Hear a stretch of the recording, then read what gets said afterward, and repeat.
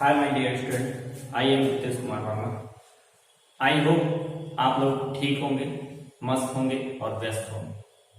तो हम आज आपके लिए अगला टॉपिक लेकर के आए हैं, जो कल आप लोगों को हमने बताया था कि किस प्रकार से मतलब जो है आजीवात जीवोत्पत्ति और जीवात जीवोत्पत्ति के बीच जो है मतभेद चला, और उस मतभेद के बाद जो है अनेक साइंटिस्ट आए जिनके द्वारा जो है अपनी अपनी परिकल्पना प्रस्तुत की गई, और उस परिकल्पना के अनुसार जाकर के लास्ट में ये माना गया कि जीवात जीवोत्पत्ति ही जो है सही है। और उसके बाद फिर ओपेरिन के द्वारा अपनी हाइपोथेसिस दी गई, या ओपेरिन ने अपनी परिकल्पना दी, और उस परिकल्पना के अनुसार ये चीज बताया कि इस पृथ्वी पर जो है संपूर्ण पृथ्वी की और इस पे उपस्थित जीवों की ओरिजिन या उत्पत्ति कैसे हुई। ठीक है, ये चीजें आपने जो मतलब कल टॉपिक में देखा था।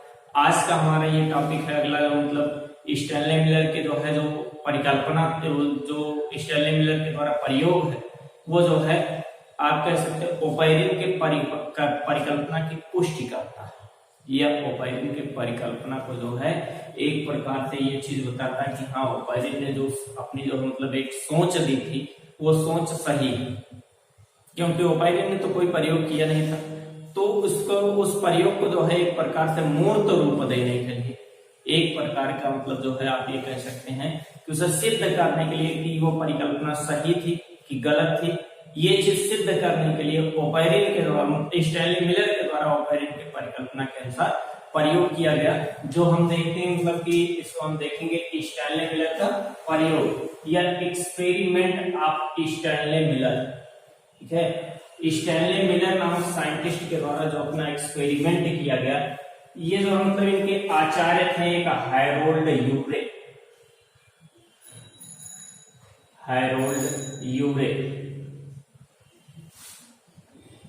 तो हैरोल्ड यूरे के जो संरक्षण, हैरोल्ड यूरे के द्वारा जो है जो संरक्षण किया गया है, मतलब जो है उनसे पूछ करके उनके द्वारा मतलब जो है उनके साथ मिल करके, जो इनके जो है गुरु थे या आचार्य थे, उनके साथ मिल करके स्टैनले मिलर ने एक प्रयोग किया, जिस प्रयोग को जो है मतलब आप ये कह सकते हैं इलेक्ट्रिक चार्ज थियरी या इलेक्ट्रिक चार्ज एक्सपेरिमेंट, या फिर जो है विद्युत चिनगारी प्रयोग कहा गया।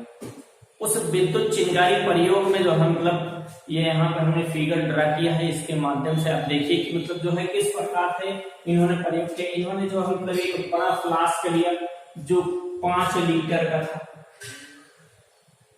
5 लीटर का एक फ्लास्क लिया जिसमें इन्होंने गैसियस मिक्सचर रखा। ठीक है, अब गैसियस मिक्सचर में क्या रखा गया, मेथेन, अमोनिया, हाइड्रोजन।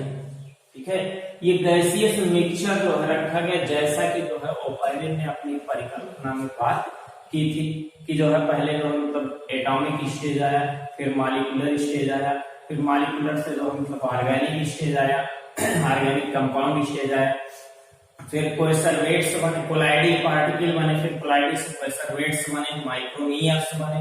ये सब चीजें जैसा कि उन्होंने बताया था, तो उसी के अकॉर्डिंग इन्होंने जो मतलब कुछ तत्व लिए, जैसे अमोनिया लिया, ठीक है, मेथेन लिया, अमोनिया लिया और हाइड्रोजन लिया। और मेथेन CH4 NH3 और H2। ठीक है, इसको इन्होंने जो रेशियो लिया वो रेशियो इनका 2:1:2, यानी 2:1:2 के अनुपात में, यानी मीथेन का जो अनुपात 2 था, अमोनिया का अनुपात 1 था और हाइड्रोजन का अनुपात 2 था। इतने अनुपात में जो है इन्होंने एक बड़े फ्लास्क में जो है 5 लीटर के फ्लास्क में गैसियस मिक्सचर को रखा, जिसके जो फ्लास्क जो है 2 मुख वाला था। ठीक है, अब इस फ्लास्क के एक मुख को जो है कंडेंसर से जोड़ दिया गया। कंडेंसर से जोड़ने के बाद फिर जो है मतलब उसके बाद इधर एक जो है कलेक्टिंग, जो मतलब नलिका के द्वारा जोड़ा गया, जो मतलब एक कलेक्टिंग पॉइंट, और दूसरी तरफ इस कलेक्टिंग पॉइंट का दूसरा सिरा जो जोड़ दिया गया वो एक छोटे फ्लास्क, आप कह सकते हैं 1 लीटर फ्लास्क को। ठीक है, 1 लीटर फ्लास्क में जैसा कि ओपेरिन के द्वारा कहा गया था कि जो हमारा जो है आद्य वातावरण था, पुराना वातावरण था, या जो प्रिमिटिव समय का मतलब उस समय आद्य सागर था, उस सागर में जो मतलब जो वाटर मॉलिक्यूल थे वो लिक्विड स्टेज में ना रह करके बल्कि जो है किसमें थे, गैसियस स्टेज में थे। यानी जो है इन्होंने क्या किया, जल को, तो उसी के अनुसार जो है जल को गर्म करने के लिए बर्नर रखा, ठीक है। और इस फ्लास्क के दूसरे सिरे से ले जाकर के बड़े वाले फ्लास्क के दूसरे सिरे से जोड़ दिया। तो इस प्रकार से इन्होंने व्यवस्थित किया और बड़े फ्लास्क में क्या किया, इलेक्ट्रोड लगाया गया, ठीक है, प्लस और माइनस इलेक्ट्रोड लगाया गया।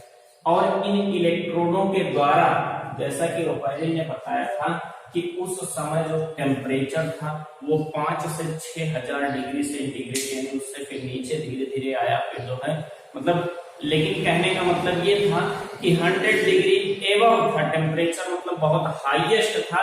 और जो है टेम्परेचर हाईएस्ट होने के कारण जो है इन तत्वों के बीच जो है क्या हुआ, एक प्रकार से इनके बीच जो है रिएक्शन हुआ, इनके बीच जो है क्रिया हुई, और इस क्रिया के फलस्वरूप इनके द्वारा जो है निर्मित हुआ।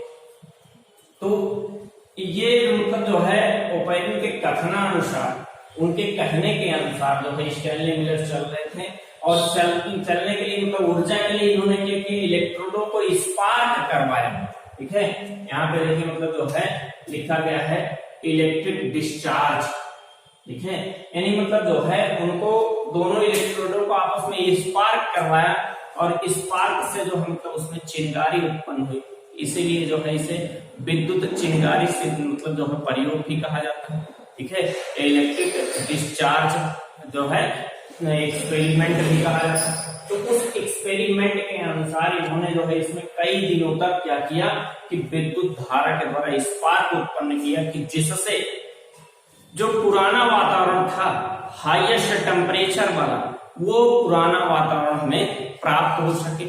और इधर जो है दूसरी तरफ बर्नर को चालू कर दिया, और जो है वाटर मॉलिक्यूल गर्म होने लगे, और गर्म होकर के जो है मतलब क्या किए, ये जो पूरे इंस्ट्रूमेंट में ये फैल गए, ठीक है। और दूसरी चीज, इसमें कहीं भी बाहर से किसी भी चीज का जो मतलब आवागमन नहीं था।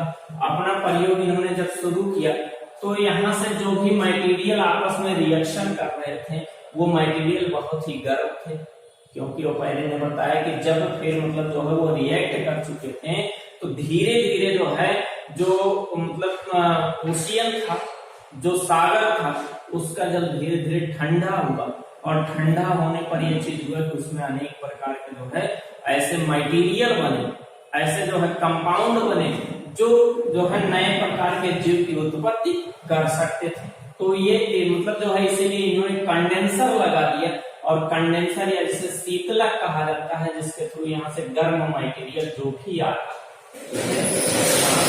गर्म पदार्थ आ रहा है, वो गर्म पदार्थ जो है इस कंडेंसर से ठंडा होकर के लिक्विड स्टेज है, ठीक है, लिक्विड स्टेज में जाकर के तो मतलब यू आकार की नली, एक आप कह सकते हैं कि एक यू आकार की नली थी, जिसमें जाकर के क्या हो रहा था, एकत्रित हो रहा था।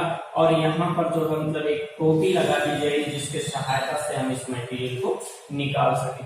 तो ऐसा एक्सपेरिमेंट किया, और एक्सपेरिमेंट करने के बाद जो मटेरियल, जो पदार्थ निष्कासित किया गया, उन पदार्थों में देखा गया कि मतलब जब उसकी एनालिसिस की गई, जब उसका परीक्षण किया गया, तो उसमें क्या क्या मिले, alanine, aspartic acid, glycine, urea, ठीक है, लैक्टिक एसिड, फार्मिक एसिड, यानी कहने मतलब बहुत से ऐसे प्रकार के जो है ऑर्गेनिक और इनऑर्गेनिक मटेरियल इससे प्राप्त हुए।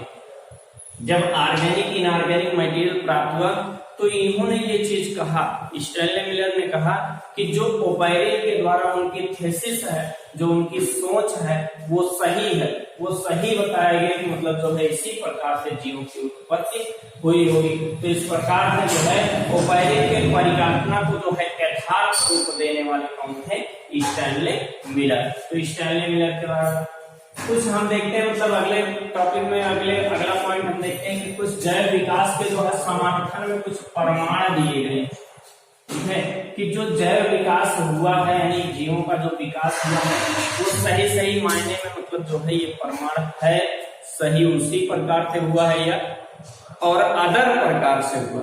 तो ऐसी चीज के लिए जो मतलब भाई हर चीज के लिए कोई ना कोई एविडेंस चाहिए, कोई ना कोई प्रमाण चाहिए।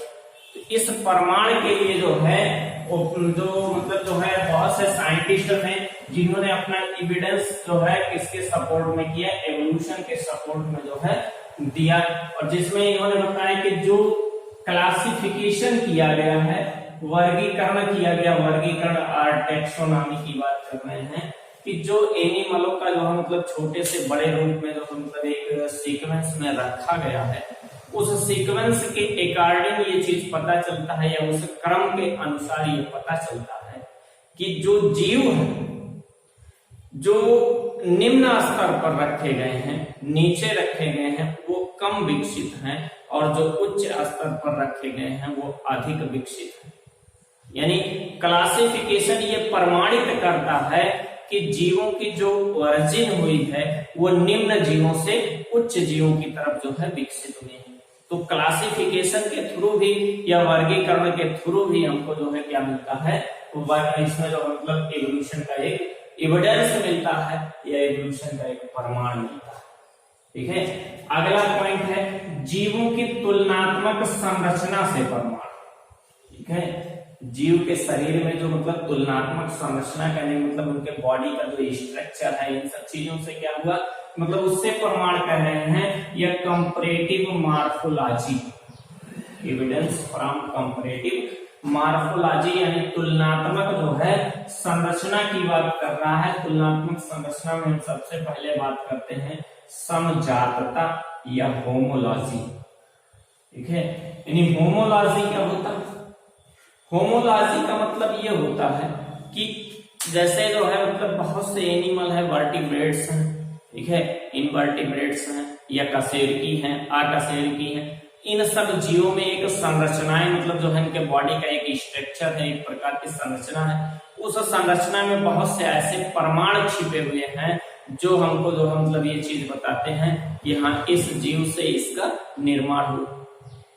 जैसे इसमें ये चीज है कि ऐसा अंग जिसका जो है जिसकी उत्पत्ति या जिसका निर्माण, ठीक है, भ्रूण के मतलब भ्रूणावस्था के समान स्तर से हुआ, ठीक है, यानी जिसका निर्माण जो है समान भ्रूणावस्था के जो है समान स्तर, इंडोडर्म, मेसोडर्म और जो है एक्सोडर्म, इस प्रकार से मतलब जो है किसी एक ही परत से हुआ हो लेकिन उनका कार्य जो हो वह भिन्न हो।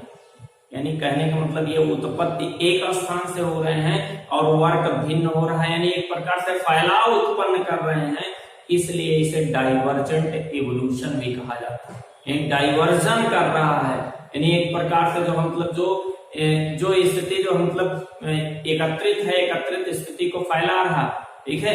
जैसे अगर ह्यूमन बींग्स में 4 लेग्स देखा जाए, 4 लेग्स या अग्रपाद यानी हाथों को देखा जाए, उसकी उत्पत्ति जो मतलब भ्रूण के समान स्तर से हुआ, लेकिन और उसी प्रकार से घोड़े की अगली टांग देखी जाए तो उसमें भी उसी प्रकार से समान संरचना से हुआ है, मतलब भ्रूणीय स्तर से उत्पत्ति हुई है। लेकिन मनुष्य का जो हाथ होता है वो वस्तुओं को पकड़ने का काम करता है, घोड़े की जो अगली टांग होती है वो दौड़ने का काम करती है। यानी यहाँ पे जो मतलब आप ये कह सकते हैं कि भ्रूणीय उत्पत्ति, ठीक है, एम्ब्रियोलॉजिकल जो है जो इनका जो मतलब एवोल्यूशन है वो सेम हो, ठीक है, या एम्ब्रियोलॉजिकल जर्मिनेशन सेम हो, लेकिन जो है क्या हो कि वर्क जो है डिफरेंट हो, यानी जो है भ्रूणीय उत्पत्ति समान और कार्य भिन्न भिन्न हो। तो ऐसे अंगों को क्या कहा जाता है? समजात अंग। और जो है मतलब इसका अध्ययन जो किया जाता है वो समजातता के अंतर्गत किया जाता है, यानी ऑर्गनों को होमोलॉगस ऑर्गन कहा जाता है और जो है इस विज्ञान को होमोलॉजी कहा जाता है। ठीक है, डाइवर्जेंट इवोल्यूशन का जो है एक प्रमाण है, एक एविडेंस है। अगला समरूपता, ठीक है, या एनालॉजी, ठीक है, यानी एनालॉगस ऑर्गनों का, समरूप अंगों का अध्ययन जो है एनालॉजी जो है मतलब या समरूपता के अंतर्गत किया जाता है। इसमें क्या है, इसमें आप ये कह सकते हैं कि जैसे मनुष्य का या मतलब जो है आप कह सकते हैं पक्षियों के पंख तथा कीटों के पंख, यानी कहने का मतलब कि ऐसा अंग जिसकी भ्रूणीय उत्पत्ति भिन्न भिन्न हो लेकिन कार्य समान हो, ठीक है, उसे क्या कहा जाता है, एनालॉगस ऑर्गन या फिर जो है समरूप अंग कहा जाता है। जैसे पक्षियों के जो है परों का फॉर्मेशन बोन और जो है पर के थ्रू हुआ, कीटों के पंखों का निर्माण जो है काइटिन के द्वारा हुआ। तो इसमें ये चीज मिलता है कि काइटिन के द्वारा हुआ, लेकिन उनका दोनों का कार्य क्या है, एक है। कीट भी अपने पंखों का उपयोग उड़ने के लिए करता है, पक्षी भी अपने पंखों का उपयोग उड़ने के लिए करती है, यानी ये कन्वर्जेंट इवोल्यूशन है।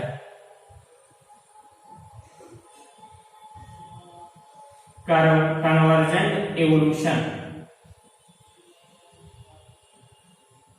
या आप ये कह सकते हैं मतलब कि ये इसकी उत्पत्ति कई स्थानों से हो रही है और उसको एक स्थान पे ला करके मतलब एक कार्य जो है वर्ग कर रहा है, मतलब जो एकत्रित कर रहा है, इसलिए कन्वर्जेंट कहा जाता है।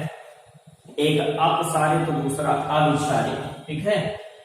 और अगला पॉइंट है इसी के अंतर्गत हम देख रहे हैं अवशेषी अंग या वेस्टिजियल आर्गन, ठीक है। वेस्टिजियल आर्गन या अवशेषी अंग यानी ऐसे अंग जो हमारे शरीर, हमारे पूर्वजों में पहले सक्रिय थे और हमारे अंदर जो है वो क्या है, निष्क्रिय या अवशेष के रूप में पड़े हुए हैं। उन अंगों को अवशेषी अंग कहा जाता है जिसका हमारे बॉडी में कोई वर्क नहीं। जैसे इसमें कह दिया गया प्लाइका सेमी ल्यूनरेरिस, ठीक है, सेमी ल्यूनरेरिस। तो प्लाइका सेमी ल्यूनरेरिस जो होता है ये हमारी आंखों में अर्धचंद्राकार रेड कलर का एक झिल्ली पाया जाता है, ठीक है, जिसका हमारी आंखों में कोई यूज नहीं है, सिर्फ जो मतलब वो क्या है कि एक अवशेष के रूप में पड़ा हुआ, ठीक है। अब अवशेष के रूप में जो पड़ा हुआ है वो जो है मतलब जैसे आप ये कह सकते हैं मेढक में या फिर जो है मतलब खरगोश में, बिल्लियों में, इन सब में जो है वो क्या था, एक्टिव है, और हम लोगों में क्या है, इनएक्टिव है। तो ये भी अपना एक प्रमाण देता है। मसल्स ऑफ ईयर पिन्ना की बात करें, ठीक है, या कर्ण पल्लव की पेशियां, जैसे गाय भैंस मवेशियों में आप देखते हैं कि उनका जो है मतलब कान हिलाया जा सकता है, वो हिलाते हैं अपनी इच्छा के अनुसार, लेकिन हमारा कान जो हिलता नहीं है। लेकिन यहाँ पर जो हिलाने वाला मसल्स जो मतलब जो है ईयर मसल्स जो है तो इस पिन्ना को हिलाने का काम करता है, वो मसल्स जो है इनएक्टिव स्टेज में प्रेजेंट है। और बॉडी के हेयर, जैसा कि ये चीज हम देखते हैं कि अनेक जंतुओं में जो मतलब जो वर्टिब्रेट्स हैं उनके शरीर पर पूरा बालों से ढका हुआ होता है शरीर, लेकिन हमारे शरीर पर जो है बालों का जो है कमी हो रही है या समाप्त हो रहे हैं धीरे धीरे। टेल वर्टिब्रेट या पुच्छ कशेरुका की बात करते हैं। जैसे पूर्वजों की बात अगर की जाए बंदरों में या कपियों में या फिर मतलब जो है और भी जो थे जो ह्यूमन पूर्वज है, मानव के पूर्वज, उनमें पूंछ पाई जाती थी। और हम लोगों में क्या है कि पुच्छ का निर्माण जहां से होता है, पुच्छ कशेरुकाएं हमारे शरीर में अवशेष के रूप में है। वर्मीफॉर्म अपेंडिक्स, बड़ी आंत में जो है एक ऐसे जो आप कह सकते हैं कि एक जो मतलब ऐसे थोड़ा सा क्रीम रूप जो है संरचना निकली होती है, जिसका हमारे बॉडी में कोई यूज नहीं होता है। जो शाकाहारी जंतु होते हैं उनमें ये जो है सेलुलोज का पाचन कराने का काम करता है, लेकिन मानव शरीर में ये क्या है, अवशेष के रूप में इसका कोई यूज नहीं होता है। ये वर्मीफॉर्म अपेंडिक्स कहलाता है। विजडम टीथ, जो थर्ड मोलर है, थर्ड मोलर या तृतीय चौनक जो होते हैं, जो अंतिम 4 दांत होते हैं, उनका मानव शरीर में अब कम उपयोग हो गया, मतलब ना के बराबर यूज है, क्योंकि मानव भोजन को पका करके खा रहा है, इसलिए उसे भी जो है क्या माना जाता है कि मतलब वो जो है एक प्रकार का अवशेषी अंग है या वेस्टिजियल आर्गन। तो ये चीजें थी हमारा जो मतलब जीवन के तुलनात्मक संरचना से पढ़ना। संयोजक कड़ियों की बात कर ले हम, बहुत से ऐसे एनिमल हैं कि जो 2 फाइलम के बीच या 2 फाइलमों का कैरेक्टर, 2 फाइलमों का लक्षण रखने वाले जीव हैं। तो इन जीवों में जो है मतलब दोनों फाइलमों का जो है लक्षण पाया जाता है, या दोनों जीवों का मतलब जो है लक्षण पाया जाता है।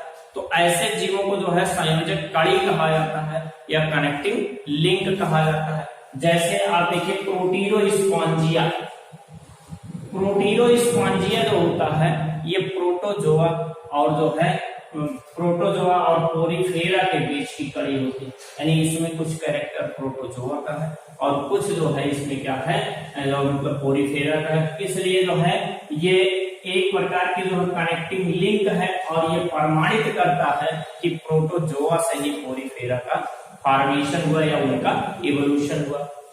यूग्लिना की बात करते हैं।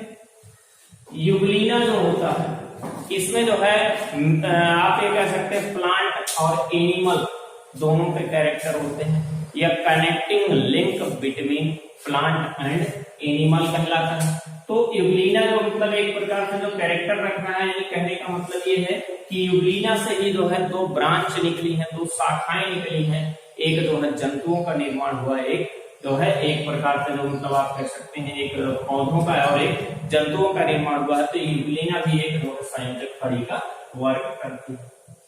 एक हमारा है नियोपेलाइना। नियोपेलाइना आप देखेंगे जैसे सूंडी जैसा एक एनिमल होता है, ठीक है, या मतलब जो है सूंडी नहीं आप कह सकते हैं मतलब जो है एक ऐसे कवर लाइक ऐसे गोल सा जो है कवर लाइक स्ट्रक्चर में एक एनिमल होता है। तो इसके ऊपर क्या होता है, इसके ऊपर कैल्शियम कार्बोनेट की कवर पाई जाती है, ठीक है, और कैल्शियम कार्बोनेट का जो कवच होता है, जो इसका सील होता है, वो मोलस्का का जो है कैरेक्टर, किसका कैरेक्टर है, मोलस्का का। और इनका जो अंदर का बॉडी होता है वो सेगमेंटेड होता है या कई पार्ट में बटा हुआ होता है। ये कैरेक्टर किसका है, एनिलिडा, ठीक है। यानी कहने का मतलब ये है कि ये नियोपेलाइना प्रमाण ये देता है कि एनिलिडा से मोलस्का का डेवलपमेंट हुआ, ठीक है, यानी एनिलिडा से मोलस्का के जीवों का जो है उद्भव या जो है आप कह सकते हैं इवोल्यूशन या जैव विकास हुआ है। तो ये भी जो है मतलब कनेक्टिंग लिंक के रूप में प्रमाण देता है कि जैव विकास इस प्रकार से हुआ। पैरीपाइटस है, ठीक है, पैरीपाइटस जो होता है ये आर्थ्रोपोडा और एनिलिडा के बीच की कनेक्टिंग लिंक है। ये जो है सूंडी जैसी संरचना होती है, ऐसे लंबी सी होगी, इसके जो पैर होंगे वो जो मतलब पैरों के कारण जो है ये आर्थ्रोपोड कैरेक्टर दिखाता है, यानी इसके खंड युक्त पाद इसमें पाए जाते हैं। इसके पैरों में जो है संरचनाएं जो है क्या आप कह सकते हैं कि पार्टीशन पाया जाता है, ठीक है। और जो इसका बॉडी होता है, बॉडी पर जो है सेगमेंट या सेगमेंटेशन या जो है खंडीय शरीर होता है जो एनिलिडा का कैरेक्टर शो करता है, ठीक है। यानी इस प्रकार से हम ये कह सकते हैं कि जो पैरीपाइटस होता है, पैरीपाइटस जो है ये चीज शो कर रहा है या ये प्रदर्शित कर रहा है कि एनिलिडा से ही आर्थ्रोपोडा का डेवलपमेंट हुआ, ठीक है। अगला आर्कियोप्टेरिक्स।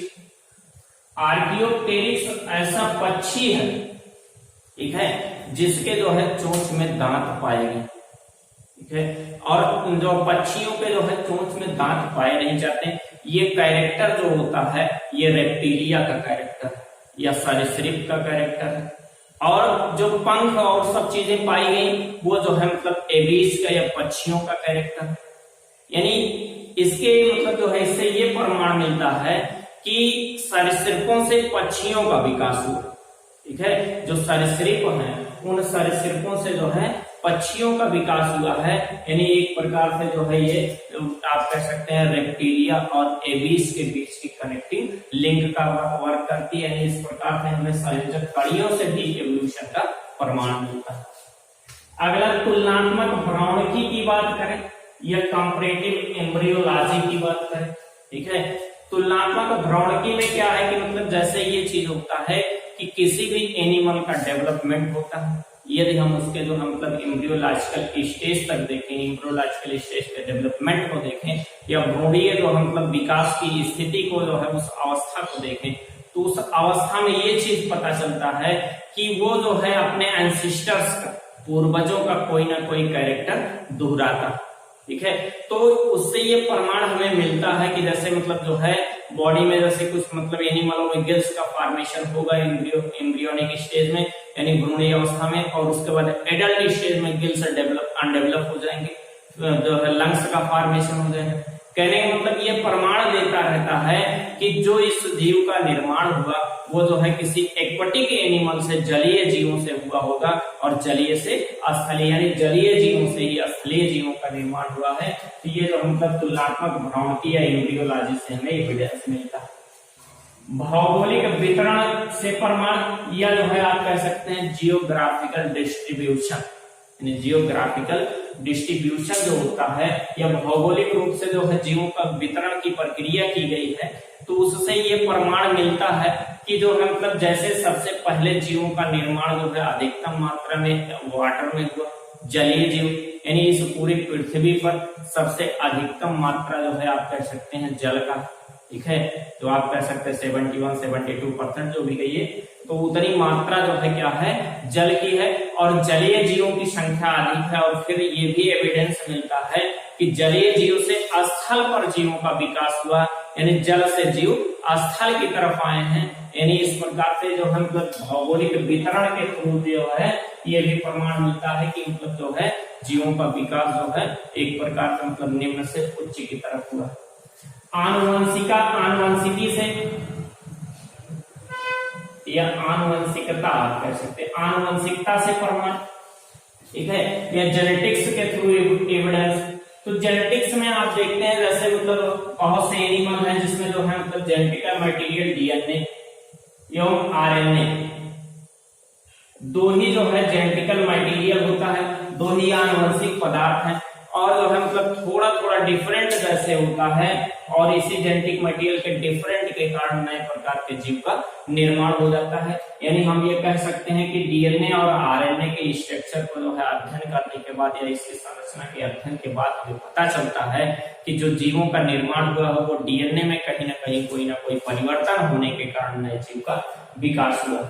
जीवाश्म की बात करें, ठीक है, या पैलेंटोलॉजी, जीवाश्म विज्ञान की या जो है पैलेंटोलॉजी, जिसके अंतर्गत हम अनेक प्रकार के जीवाश्मों का अध्ययन करते हैं, तो उस जीवाश्मों के द्वारा भी ये प्रमाण मिलता है कि बहुत से ऐसे जीवाश्म हैं जो जीवों के अवशेष हैं जो प्रमाणित करते हैं कि हम जो मतलब किस पीरियड में जो है मतलब हमारा जन्म हुआ था, कैसा स्ट्रक्चर था, किस प्रकार से बने थे।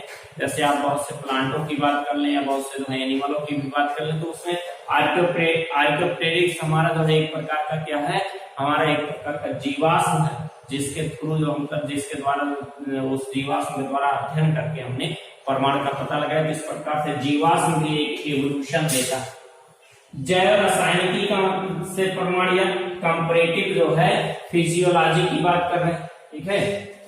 यानी इसमें जैव रासायनिकी का मतलब ये होता है कि जो जैविक रूप से यानी वही चीज मतलब डीएनए एवं आरएनए यानी जीवों के अंदर उपस्थित जो रासायनिक पदार्थ होते हैं डीएनए और आरएनए, यानी सबके शरीर में जो डीएनए और आरएनए का निर्माण हुआ है वो जो है फास्फेट मॉलिक्यूल, नाइट्रोजनी क्षार, और जो है शुगर, जो पेंटोज शुगर होता है या पंचकार्बनिक शर्करा होती है, उन्हीं के द्वारा ही हुआ है। सिर्फ अरेंजमेंट अलग हो गया है, या आप ये कह सकते हैं उसका संगठन अलग हो गया है, जिसके कारण से क्या होता है कि जीव के संरचना में परिवर्तन आ जाता है, ठीक है। पूर्वजता से प्रमाण, पूर्वज जो पूर्वज है पूर्वजता से प्रमाण, या जो है एटाविज्म या पूर्वजता से प्रमाण, यानी जो पूर्वजों का अध्ययन किया जाता है। जैसे मानव में यह बताया जा रहा है कि मानव के जो पूर्वज थे वो बंदर थे, तो बंदरों में जो मतलब बहुत से ऐसे कैरेक्टर हैं, ऐसे लक्षण हैं जो ह्यूमन बॉडी में पाए जाते हैं, जो मानव शरीर में पाए जाते हैं। तो उसी प्रकार से अनेक जो मतलब जीवों के जो पूर्वज होते हैं उनके कुछ कैरेक्टर उनके पूर्वजों में पाए जाते हैं, कुछ कैरेक्टर विलुप्त होते हैं, जिस कारण से जो है वो अपने पूर्वजों से क्या होते हैं, अलग होकर के नई जातियों का निर्माण करते हैं। तो इस प्रकार से हमारा जो है जैव विकास के समर्थन में ये सब प्रमाण था। आगे नेक्स्ट टॉपिक में हम एवोल्यूशन के कुछ थियरीज देंगे। तो ये चीजें जो मतलब आज का टॉपिक यहीं तक। थैंक यू, जय हिंद।